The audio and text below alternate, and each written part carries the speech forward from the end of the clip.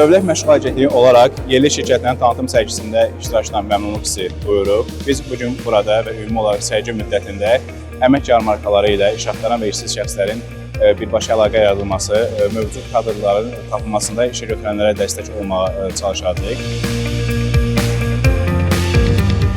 Bugün sərgi ikinci günüdür və sərgi 21 iyuna qədər davam edəcəkdir. Dövlət Məşğul Agentliyi də öz sistemində 21 iyuna qədər gündəlik olaraq müxtəlif şirkətlərin iştirakı ilə əmək yarmarkası həyata keçiriləcəkdir. Biz buradan hansı ki, iş axtaran və işsiz vətəndaşlarımıza müraciət edərək, sərgidə agentliyin səhiyyə yaxınlaşaraq, sərgidə iştirak edən işə götürənlərdə mövcud əmək bazarı barədə, boş şeylər barədə maariflənmir və işlə təminat istiqamətində dəstək göstərməyə hazır olduğumuzu bildirir. Vətəndaşlarımızı da sərgidə iştiraka dəvət edirik.